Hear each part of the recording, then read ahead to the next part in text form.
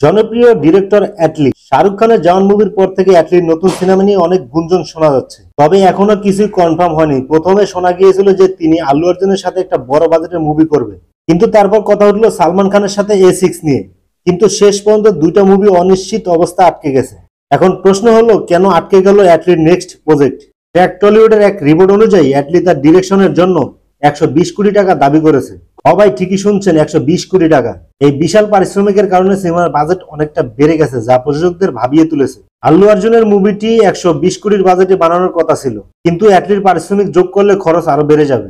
এই একই কাহিনী সালমান খানের মুভির ক্ষেত্রেও হয়েছে। তাই আপাতত এই দুইটা প্রকল্প হোল্ড করে রাখা হয়েছে। বর্তমানে ওটিটি প্ল্যাটফর্ম এবং স্যাটেলাইট রাইটস থেকে সিনেমার তেমন লাভ হচ্ছে না, তাই প্রযোজকরা বড় বাজেটের ছবি নিয়ে বিনিয়োগ করতে চাইতেছে না। শোনা গেছে অ্যাটলি প্রথমে এই সিনেমাগুলোর জন্য রজনীকান্ত বা কামাল হাসানকে নিতে চেয়েছিল, কিন্তু তারা ব্যস্ত থাকায় বিষয়টি সম্ভব হয়নি। এমনকি এক পর্যায়ে হলিউড স্টার উইল স্মিথের নামও আলোচনা আসে, কিন্তু বাজেট আরো বেড়ে যাওয়ার আশঙ্কায় প্রযোজকরা রাজি হয়নি। এখন প্রশ্ন হলো, অ্যাটলির পরবর্তী সিনেমা কি হবে?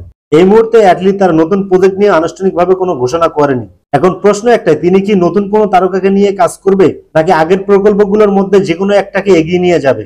আপনাদের কি মনে হয়, অ্যাটলির কি করা উচিত? পারিশ্রমিক কমিয়ে সিনেমা শুরু করা, নাকি তিনি ঠিক কাজ করতেছে? আপনার মতামত কমেন্ট করে জানান।